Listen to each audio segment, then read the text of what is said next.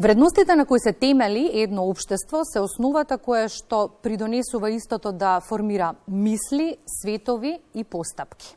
Вредностите им помагаат на луѓето да растат и се развиваат, да создадат иднина која што луѓето сакаат да ја доживеат. И токму тој темел на денешното општество според многумина заслужува сериозна дискусија. Визионерот кој пред повеќе од век го разбра светот како поле за културен надпревар меѓу народите, а чија годишнина ја одбележуваме денеска, прати порака која што и по толку години не загуби од својата актуелност. Дотолку повеќе. Може ли во оваа ерозија на вредности светот да преживее без морален компас? И зошто денешното живење е се само не културен надпревар меѓу народите? Тема на која што ова утро разговараме со професор доктор Петар Атанасов од Институтот за социолошки и политичко-правни истражувања. Професоре, добро утро и добре ни дојдовте во утринската програма. Добро утро и добро ве најдов. Во срцето на Балканот пред точно 151 година се роди великан културен деец кој со своите погледи имаше соединување и борба кон неправедностите. И наредниве минути во Македонија наутро не ни е целта да зборуваме за животот и делото на Делчев, бидејќи за тоа и се знае и се учи. Целта ни беше да го ставиме фокусот на пораките кои што и по толку години не губат од својата актуелност, а една од нив вели: моралната револуција, револуцијата на умот, срцето и душата на еден народ е најголема задача. И имаме ли во себе, професоре, и ја практикуваме ли? Каков е впечатокот? Најпрво благодарам за поканата и за идејата да проговориме за она што Гоце Делчев представувал како филозофија, како порака, како култура. Се разбира дека Гоце Делчев бил многу пред своето време. Бил учител и зборот учител е многу голем во кај секој народ. Се покажува дека денес ни фалат такви учители, немаме. Но Гоце Делчев бил и интелектуалец, бил и човек кој доста патувал, особено во поширокиот регион, но и човек кој бил соочен со две крајности во она што го гледал како свет. Најпрвен, како што знаеме, многу добро го говорил и го предавал францускиот јазик, што значи бил многу запознат со француската револуција и со идеите на француската револуција. Француската револуција донесе во Европа една нова идеологија, нови вредности, го постави граѓанинот на пиедестал и од тогаш нааму се создаде таа современа европска држава која е спој всушност на политиката и културата. Од друга страна, бил соочен со реалноста во просторот каде што живеел, гледал дека народот не живее добро, дека народот веројатно доколку би му се дадало поголема можност, повеќе образование, повеќе вредности, шанса, поголема шанса, дека можеби би можело многу подобро тоа да се направи. Надвор од сите негови организацијски вештини, сето тоа што го представувал како идеолог на таа револуција.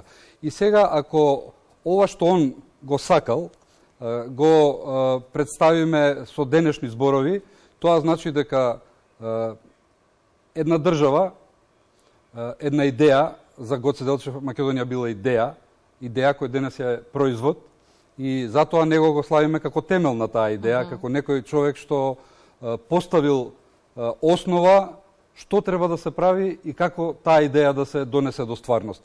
Денес го живееме неговиот сон, всушност. И денеска се соочуваме со прашањето што го поставивте, дали овие вредности што ги споменавте, дали живеат, дали се дел од нас и што правиме со нив. Само кратко би се вратил на Македонија како идеја, како сон за сите оние што ја почитуваат, ја сакаат и ја живееме денеска.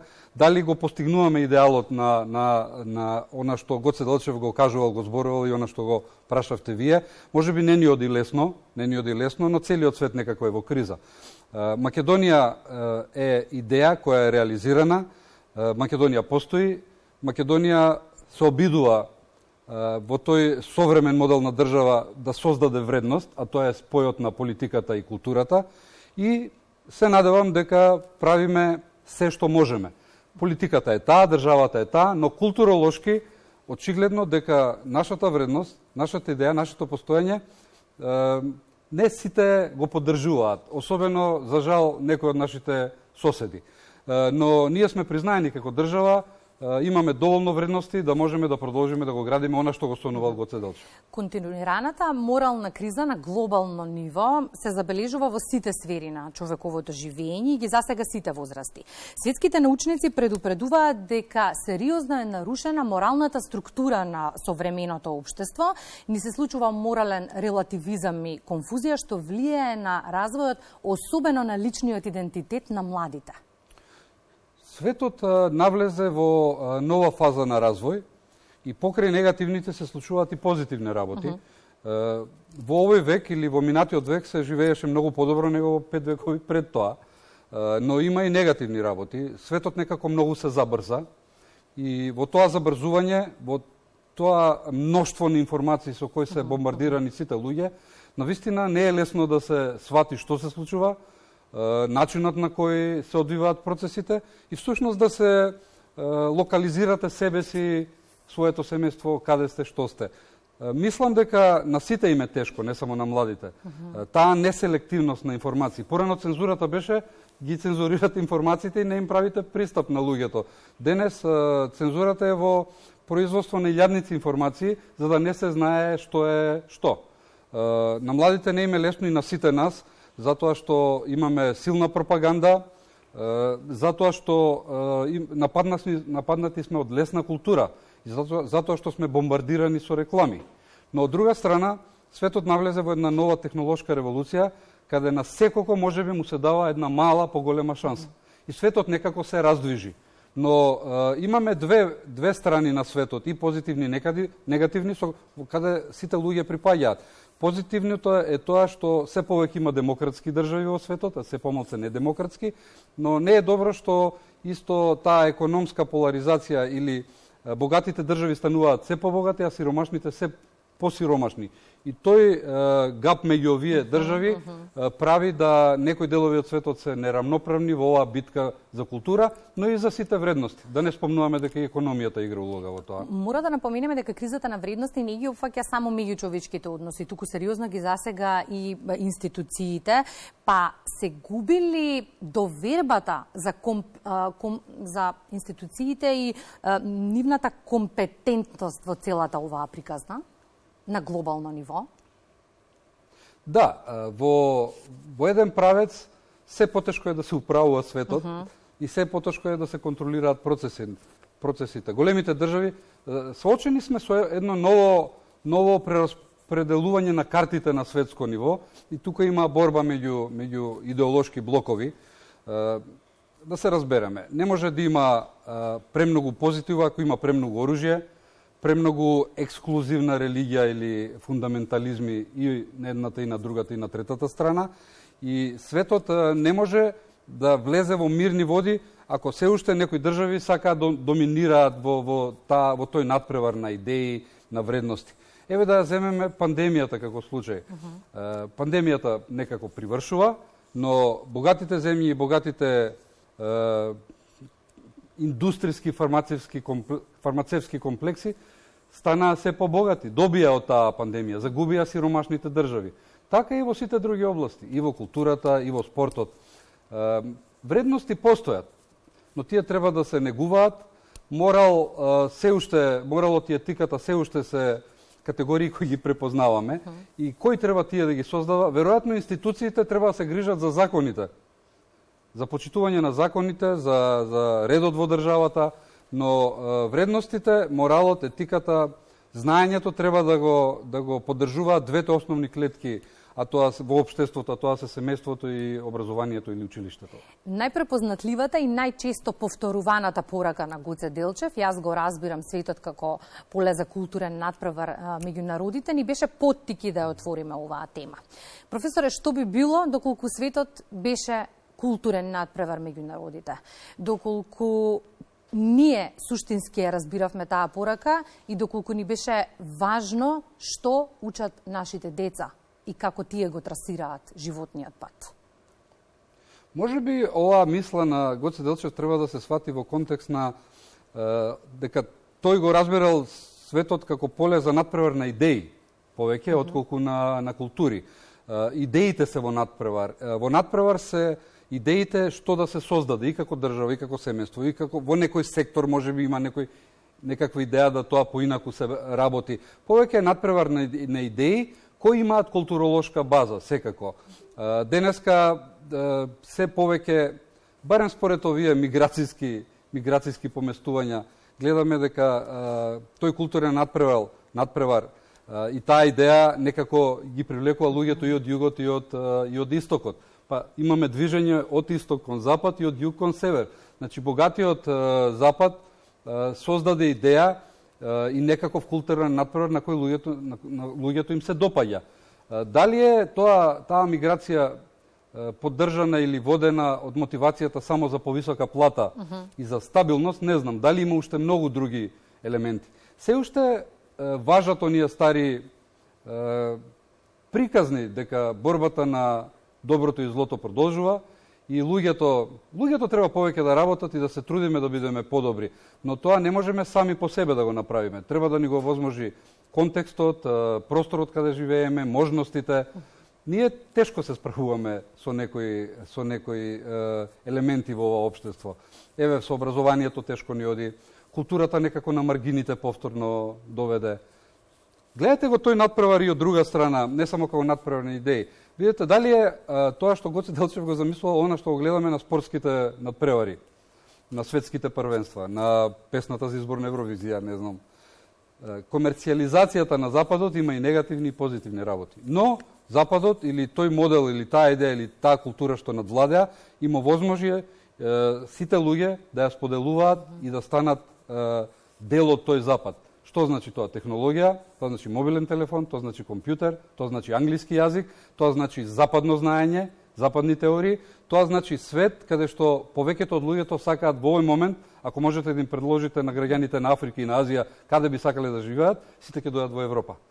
Ако таа идеја победи, ако тие се највисоки вредности, тоа го сакаме и ние.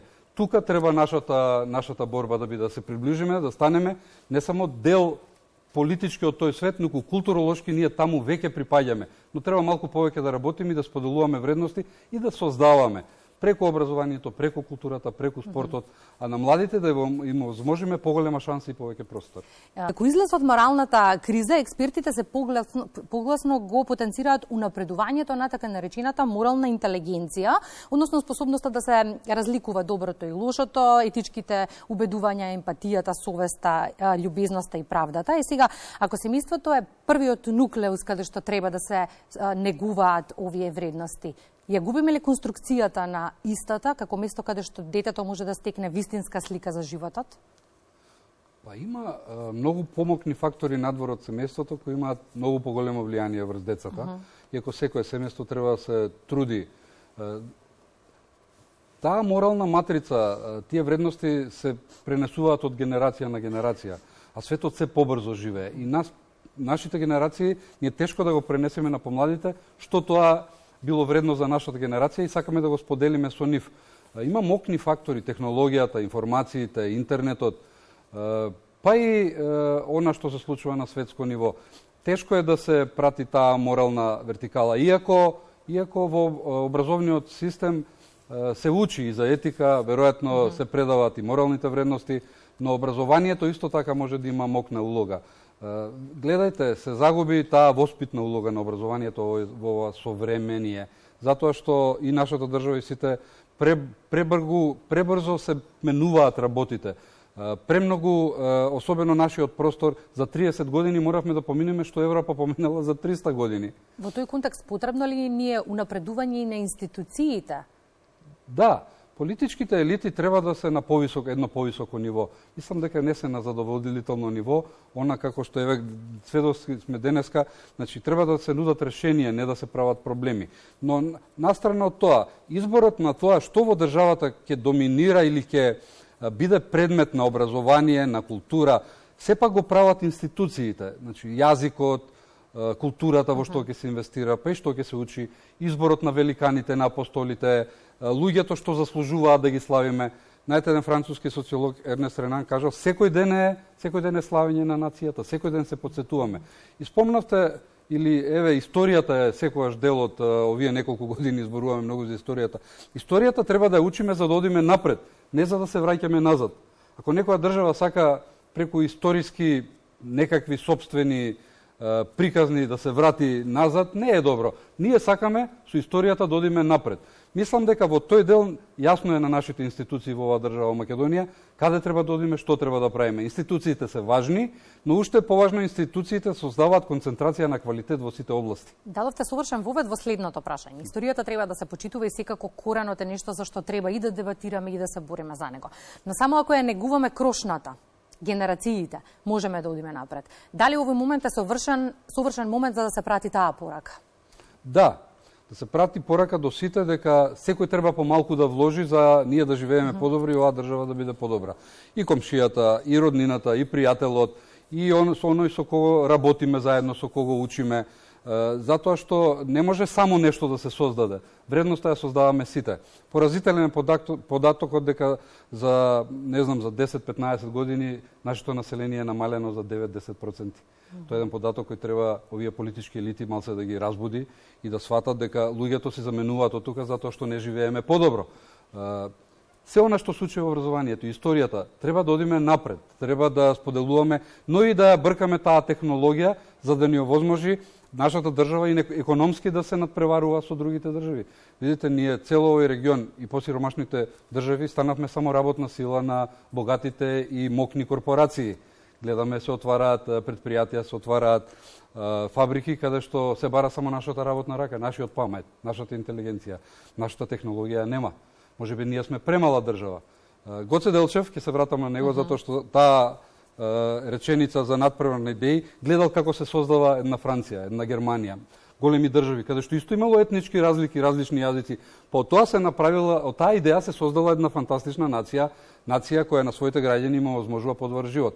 За жал овде на Балканот нам не ни помогнаа тие етнички разлики, тие културолошки поделби и ние се уште ги решаваме прашањата што Европа ги решила можеби пред 200 години.